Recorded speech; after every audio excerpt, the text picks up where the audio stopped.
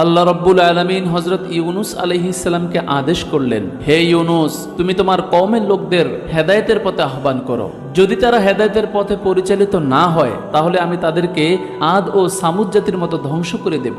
এই রূপ আদেশ পেয়ে হযরত ইউনুস আলাইহিস সালাম তার কওমের নিকট গিয়ে বললেন, হে আমার কওম, তোমরা স্বীকার করে নাও আল্লাহ রাব্বুল আলামিন ব্যতীত কোনো উপাস্য নেই এবং আমি তার প্রেরিত রাসূল। আর তোমরা দেবদেবীদের পূজা পরিত্যাগ করে আল্লাহ রাব্বুল আলামিনের পথে ফিরে আসো। কিন্তু কওমের লোকজন তার কথার প্রতি কোনোই কর্ণপাত করল না, বরং তারা জবাব দিল, হে ইউনুস, আমরা তোমার কথায় আমাদের পূর্বপুরুষদের ধর্ম কখনোই পরিত্যাগ করব না। তাদের এই রূপ কথা শুনে হযরত ইউনুস আলাইহিস সালাম বললেন, তোমরা যে কথা বলছো তা তোমাদের ধ্বংসের কারণ হবে। তোমরা যদি আল্লাহ রাব্বুল আলামিনের প্রতি ঈমান আনো এবং আমাকে নবী বলে স্বীকার করে নাও তবে এটা তোমাদের উভয় জাহানের কল্যাণের কারণ হবে, আর নইলে অবশ্যই তোমাদের প্রতি আল্লাহ রাব্বুল আলামিনের গজব নাজিল হবে। হযরত ইউনুস আলাইহিস সালাম যখন কথাগুলো বলছিলেন ঠিক তখনই একজন লোক দাঁড়িয়ে ঠাট্টা করতে করতে বলা শুরু করলো, হে ইউনুস, তুমি যে গজবের কথা বলছো, গজবটা কিরকম বস্তু আমাদের নিকট একটু বর্ণনা দাও। হযরত ইউনুস আলাইহিস সালাম জবাব দিলেন, গজব হলো প্রবল ভূমিকম্পন, ঝড় তুফান, বন্যা, মহাপ্লাবন কিংবা আসমান হতে অগ্নিবৃষ্টি বর্ষণ ইত্যাদি। এর যে কোনো একটি তোমাদের প্রতি নাজিল হতে পারে, কেননা আল্লাহ রাব্বুল আলামিন যখন কারো প্রতি ক্রোধান্বিত হন তখন তিনি এর যে কোনো একটি ওই কওম বা সম্প্রদায়ের উপর নাজিল করে থাকেন। হযরত ইউনুস আলাইহিস সালামের কথা শুনে সকলে হাসতে শুরু করলো এবং তারা বলতে লাগলো, ইউনুস, আসলে তুমি একটা ধোঁকাবাজ, তোমার কথার কোনোই সত্যতা নেই। এরপর তারা আবার বলতে শুরু করলো, আচ্ছা, তুমি যে গজবের কথা বলছো বলো তো দেখি, তোমার সেই গজব কোন দিন আসবে? হযরত ইউনুস আলাইহিস সালাম বললেন, কোন দিন আসবে তাও আমি সঠিকভাবে বলতে পারি না, তবে নিশ্চয়ই তা আসবে, এতে কোনোই সন্দেহ নেই। অবাধ্য কাফেররা তার কথা শুনে আবারও অট্টহাসিতে মত্ত হয়ে পড়ল। কেউ কেউ হযরত ইউনুস আলাইহিস সালামকে পাগল ও মূর্খ বলে তার গায়ে থুতু নিক্ষেপ করতে শুরু করলো, আবার কেউ কেউ তার গায়ে ইট ও পাথর নিক্ষেপ করতে লাগলো। অতঃপর হযরত ইউনুস আলাইহিস সালাম ব্যথিত হৃদয়ে তাদের নিকট থেকে বিদায় গ্রহণ করলেন। তাদের এই রূপ ব্যবহারে হযরত ইউনুস আলাইহিস সালাম খুবই ব্যথিত হয়েছিলেন। তারপরেও তিনি এইভাবে তার কওমের নিকট একাধারে 40 বছর পর্যন্ত দ্বীনের দাওয়াত দিয়েছিলেন। কিন্তু তার এই দাওয়াত ও চেষ্টায় ওই কওমের একটি মানুষও আল্লাহ তাআলার প্রতি ঈমান আনলো না এবং সঠিক পথে ফিরে আসলো না।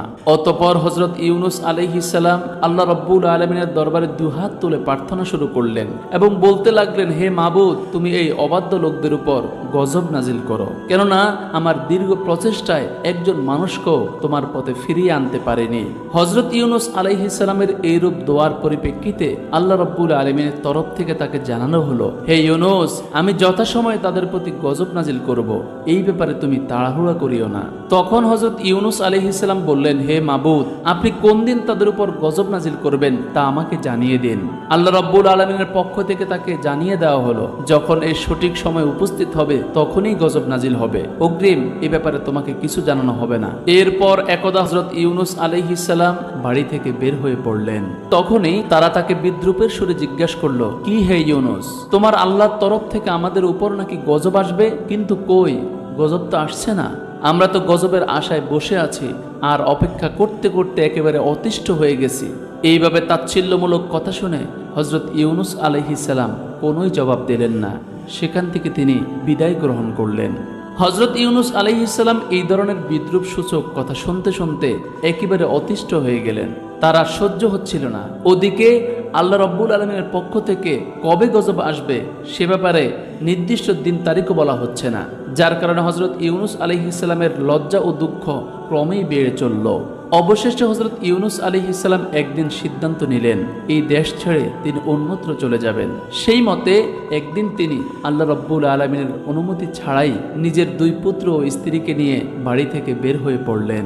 আর মনে মনে চিন্তা করলেন তিনি আর এই দেশে থাকবেন না, চলে যাবেন অচেনা কোনো এক দূর দেশে। কিন্তু হযরত ইউনুস আলাইহিস সালামের এই কাজটি আল্লাহ রাব্বুল আলামিন তেমন পছন্দ করলেন না, কারণ তার উচিত ছিল আল্লাহ রাব্বুল আলামিনের পক্ষ থেকে অনুমতি নেওয়া, আল্লাহর অনুমতি সাপেক্ষে দেশ ত্যাগ করা, হিজরত করা। এদিকে হযরত ইউনুস আলাইহিস সালাম দেশ ত্যাগ করার পর হঠাৎ একদিন দুপুরবেলা সেই দেশে একটি ভীষণ অবস্থা সৃষ্টি হলো। অনেকগুলো মেঘখণ্ড এসে একত্রিত হলো এবং সারা দেশকে অন্ধকারাচ্ছন্ন করে ফেললো। দেশের লোকজন এমন দৃশ্য আর কোনোদিনই দেখেননি। এই দৃশ্য দেখে তারা অত্যন্ত ভীত সন্ত্রস্ত হয়ে পড়ল। দেখতে দেখতে সেই মেঘ রাশির ভিতর থেকে বিদ্যুৎ চমকাতে শুরু করলো এবং কামানের গোলার মতো গর্জন করে বজ্রপাত শুরু হয়ে গেল। মনে হচ্ছিল যেন সেই মেঘ দুনিয়ার সবকিছু গ্রাস করে ফেলবে।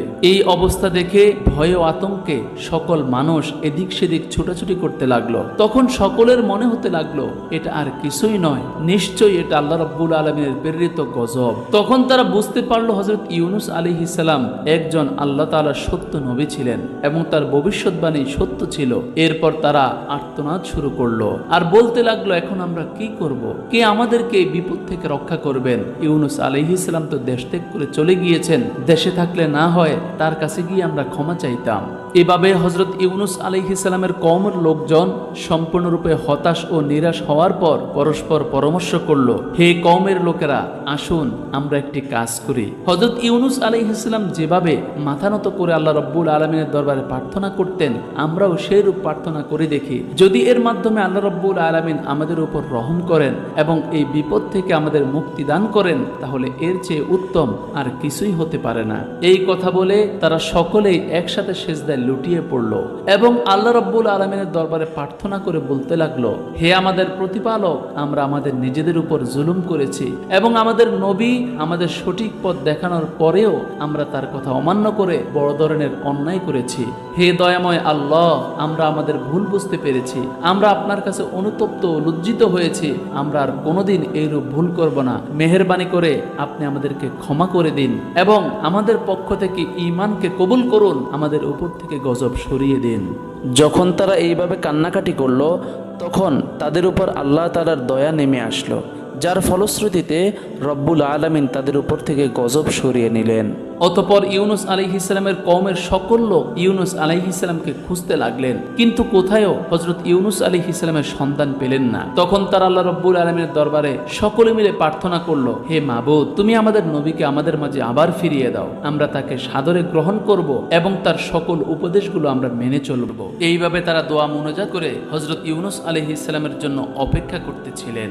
এদিকে হযরত ইউনূস আলাইহিস সালাম স্বদেশ থেকে বের হয়ে কিছু দূর চলার পর তিনি একটি নদীর তীরে গিয়ে উপস্থিত হলেন। তখন তিনি তার দুই পুত্র ও স্ত্রীকে নিয়ে একত্রে নদী পার হওয়ার চিন্তা ভাবনা করতে লাগলেন, কিন্তু তিনি ভেবে দেখলেন সকলকে নিয়ে একত্রে নদী পার হওয়া সম্ভব নয়। তাই তিনি তার বড় ছেলেটিকে নদীর তীরে দাঁড় করিয়ে রেখে ছোট ছেলেটিকে কাঁধে উঠিয়ে নিলেন এবং তার স্ত্রীকে হাত ধরে একত্রে তারা তিনজন নদী পার হতে লাগলেন। ওই সময় নদীর মধ্যে কোনোই ঢেউ ছিল না, কিন্তু যেই না হযরত ইউনূস আলাইহিস সালাম নদীর মাঝ বরাবর পৌঁছালেন, ঠিক তখনই নদীতে প্রবল ঢেউ শুরু হলো। হঠাৎ এরকম বিপদ দেখে হযরত ইউনূস আলাইহিস সালাম হতভম্ব হয়ে পড়লেন। তিনি কি করবেন কিছুই ঠিক করতে পারছিলেন না। তিনি তার স্ত্রীকে শক্তভাবে ধরে রেখেছিলেন, কিন্তু স্রোতের গতি এতই প্রবল হয়েছিল যে তিনি তাকে আর ধরে রাখতে পারলেন না। তার স্ত্রী তার হাত থেকে ফসকে চলে গেল। স্ত্রীকে রক্ষা করতে গিয়ে যখন তিনি তার প্রতি মনোনিবেশ করেছিলেন, ঠিক তখনই তার ঘাড়ের উপর থেকে ছোট্ট ছেলেটি নদীর স্রোতে ভেসে চলে যায়। প্রবল স্রোতের কারণে একদিকে তার স্ত্রী, অপরদিকে তার ছেলে, দুজনই নদীর পানিতে বিলীন হয়ে যায়। তিনি তাদের মধ্যে কাউকেই উদ্ধার করতে সক্ষম হলেন না। অতঃপর তিনি তাদের ব্যাপারে নিরাশ হয়ে যখন বড় ছেলেটিকে উদ্ধার করার জন্য নদীর পাড়ে এসে উপস্থিত হলেন, তিনি দেখতে পেলেন যে একটি বাঘ তার ছেলেটিকে আক্রমণ করে তাকে নিয়ে জঙ্গলের মধ্যে চলে যাচ্ছে। এই অবস্থা দেখে হযরত ইউনূস আলাইহিস সালাম একেবারেই ভেঙে পড়লেন। নিজের চোখের সামনেই তার দুই পুত্র এবং স্ত্রীকে হারিয়ে হযরত ইউনূস আলাইহিস সালাম একেবারেই শোক ও দুঃখে একেবারেই পাগলের মতো হয়ে গেলেন। অতঃপর হযরত ইউনূস আলাইহিস সালাম একাই নদীর পাড় ধরে সম্মুখে চলতে লাগলেন। বহুদূর যাওয়ার পর তিনি দেখতে পেলেন নদীর পাড়ে একটি জাহাজ নোঙ্গর করা রয়েছে। বহু যাত্রী পূর্বেই সেই জাহাজে আরোহণ করেছিল, তিনিও তাতে আরোহণ করলেন। কিছুক্ষণ পরেই জাহাজটি নোঙ্গর তুলে যাত্রা শুরু করলো এবং অল্পক্ষণের মধ্যেই তা নদীর সীমানা পেরিয়ে সমুদ্রে পৌঁছে গেল। সমুদ্রে উপনীত হয়ে কিছুক্ষণ জাহাজটি ভালোই চলছিল, কিন্তু যেই না তা সাগরের মাঝে এসে উপনীত হলো, জাহাজটি আর সামনে সামনে অগ্রসর হচ্ছিল না। একই স্থানে জাহাজটি আটকে পড়ল। জাহাজের ক্যাপ্টেন ও নাবিকরা অনেক চেষ্টা করলো, কিন্তু জাহাজটিকে মোটেও সামনের দিকে অগ্রসর করতে পারছিল না। অতঃপর তারা ভালোভাবে লক্ষ্য করলো, দেখলো জাহাজের সবকিছুই ঠিক রয়েছে, তারপরও জাহাজ সামনের দিকে অগ্রসর হচ্ছে না। তখন সকলে ভাবতে লাগলো এরূপ হওয়ার কারণ কি। জাহাজে একজন বুজুর্গ কামেল লোক ছিলেন। তিনি বললেন, নিশ্চয় জাহাজে এমন কোন গোলাম আছে যে তার মনিবের কাছে না বলে পালিয়ে এসেছে এবং সে এই জাহাজে আরোহণ করেছে বিদায় এই জাহাজ তার পাপের কারণে সামনের দিকে অগ্রসর হচ্ছে না। শুনে রাখো, যে পর্যন্ত ওই ব্যক্তিকে জাহাজ থেকে ফেলে দেওয়া না হবে ততক্ষণ পর্যন্ত এই জাহাজ বিপদমুক্ত হবে না। অতঃপর এক এক করে জাহাজের প্রত্যেক আরোহীর কাছে জিজ্ঞেস করা হলো, তোমাদের মধ্যে কেউ কি এমন আছো যে মালিকের অনুমতি ছাড়া পালিয়ে এসেছ? কিন্তু সকল যাত্রীরা এই কথা অস্বীকার করলো। তখন হযরত ইউনুস আলাইহিস সালাম ভাবতে লাগলেন, আমি তো আমার মনিবের নিকট না বলে পালিয়ে এসেছি। আমি আল্লাহ রাব্বুল আলামিনের অনুমতি না নিয়েই স্বদেশ ত্যাগ করে বিদেশের পথে রওনা হয়েছি। আমার মতো এত বড় পাপী আর কে হতে পারে? এই কথা চিন্তা করে তিনি জাহাজ কর্তৃপক্ষের নিকট গিয়ে বললেন, আমি আমার মালিকের নিকট না বলে পালিয়ে এসেছি। আপনারা আমাকে মেহেরবানি করে সাগরে ফেলে দিন। আমাকে সাগরে নিক্ষেপ করা হলে জাহাজ চলতে শুরু করবে এবং আপনারা সকলে বিপদমুক্ত হয়ে যাবেন। হযরত ইউনুস আলাইহিস সালাম এই কথা বললেও তার লাবণ্যময় চেহারা দেখে কেউ বিশ্বাস করতে পারল না যে তিনি কারো গোলাম হতে পারেন, বরং তাকে সকলেই বিশেষ কোনো সম্ভ্রান্ত লোক বলে মনে করতে লাগলো। কিন্তু হযরত ইউনুস আলাইহিস সালাম যখন নিজেকে বারবার অবাধ্য গোলাম বলে তাদের নিকট প্রকাশ করতে লাগলেন, তখন জাহাজের লোকজন বাধ্য হয়ে একটি সিদ্ধান্ত নিল, সেই অবাধ্য লোকটিকে ধরার জন্য লটারি করা হবে। এরপর তারা লটারি করলো, কিন্তু যতবারই তারা লটারি চাললো ততবারই হযরত ইউনুস আলাইহিস সালামের নাম উঠল। তখন তাদের কাছে হযরত ইউনুস আলাইহিস সালামকে সমুদ্রে নিক্ষেপ করা ছাড়া আর কোনোই উপায় ছিল না। এরপর তারা সকলে হযরত ইউনুস আলাইহিস সালামকে সমুদ্রে নিক্ষেপ করলেন। হযরত ইউনুস আলাইহিস সালামকে সমুদ্রে নিক্ষেপ করার পর সাথে সাথে জাহাজটি আবার পূর্বের মতো চলতে আরম্ভ করলো এবং জাহাজের সকল যাত্রীরা বিপদমুক্ত হয়ে গেল। এদিকে হযরত ইউনুস আলাইহিস সালাম যখন সমুদ্রে নিক্ষিপ্ত হলেন, এর পরেই একটি বিরাট মাছ এসে তাকে গিলে ফেলল। দুর্যোগের উপরে যেন মহাদুর্যোগ, বিপদের উপরে যেন মহাবিপদ হযরত ইউনুস আলাইহিস সালামের উপর আসতে শুরু করলো। হযরত ইউনুস আলাইহিস সালাম দেশ ত্যাগ করে বের হয়ে যাওয়ার পরে প্রথমত তিনি নিজের স্ত্রী পুত্রকে হারিয়েছিলেন। এরপর নিজেই সমুদ্রের গর্ভে নিক্ষিপ্ত হয়ে মাছের পেটে চলে আসলেন। এর চেয়ে বড় বিপদ আর কি হতে পারে? তিনি আল্লাহ রাব্বুল আলামিনের একজন বিশিষ্ট নবী হওয়া সত্ত্বেও তার অনুমতি ব্যতি রেখে স্বদেশ ত্যাগ করার কারণেই আল্লাহ রাব্বুল আলামিন তাকে এই কঠিন বিপদ দিয়ে পরীক্ষা করছিলেন। এতে আল্লাহ রাব্বুল আলামিনের এই উদ্দেশ্য ছিল যে ইউনুস আলাইহিস সালামের এই ঘটনাটি যেন বিশ্ববাসীর জন্য একটি আদর্শ হয়ে থাকে। তাই আল্লাহ রাব্বুল আলামিন হযরত ইউনুস আলাইহিস সালামকে দুনিয়া থেকে তুলে নেওয়ার বদলে তাকে বাঁচিয়ে রাখার ইচ্ছা পোষণ করলেন। এই কারণেই তিনি উক্ত মাছটিকে হুকুম করলেন, হে মৎস্য, আমার প্রিয় নবী ইউনুস তোমার পেটে আশ্রয় গ্রহণ করেছে, সাবধান, তার যেন কোনো প্রকার কষ্ট না হয় সেদিকে তুমি সর্বদা লক্ষ্য রাখবে।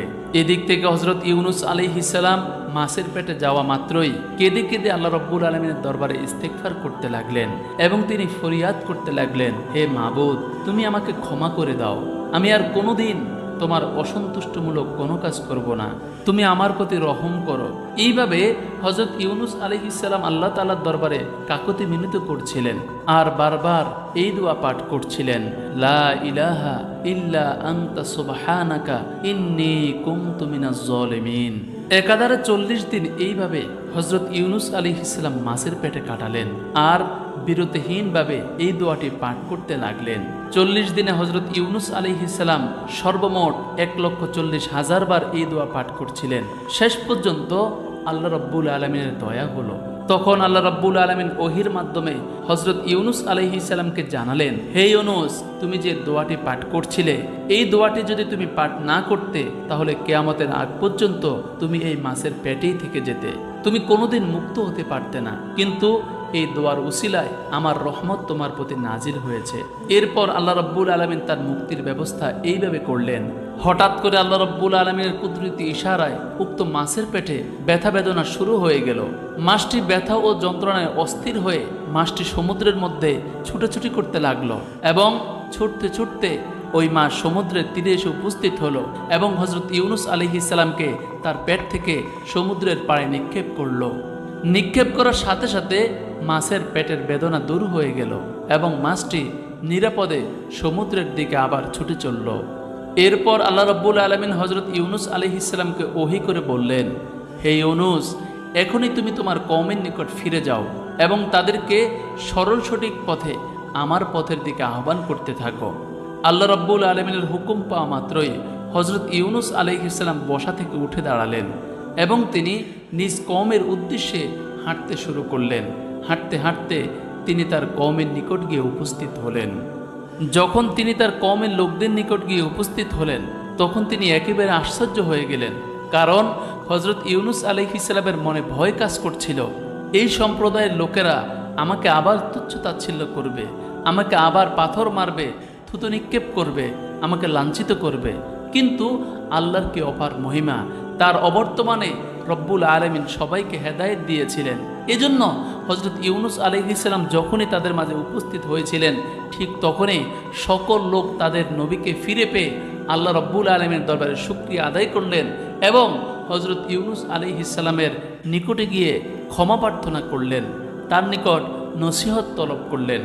যখন হজরত ইউনুস আলাইহিস সালাম দেখলেন ওই দেশের সকল লোক আল্লাহ রাব্বুল আলামিনের প্রতি ঈমান এনে সকলে মুসলমান হয়ে গিয়েছে, ইউনুস আলাইহিস সালাম আল্লাহ তাআলার দরবারে শুকরিয়া আদায় করার জন্য সিজদায় নিপতিত হলেন এবং আল্লাহ তাআলার দরবারে কেঁদে কেঁদে তারা যেন হেদায়েতের উপর অটল ও অবিচল থাকে এজন্য দোয়া করলেন। প্রিয় দর্শক, এটাই ছিল হজরত ইউনুস আলাইহিস সালামের কাহিনী। ধৈর্য সহকারে এতক্ষণ পর্যন্ত আমাদের সাথে থাকার জন্য আপনাদেরকে মোবারকবাদ। আসসালামু আলাইকুম ওয়া রাহমাতুল্লাহি ওয়া বারাকাতুহু।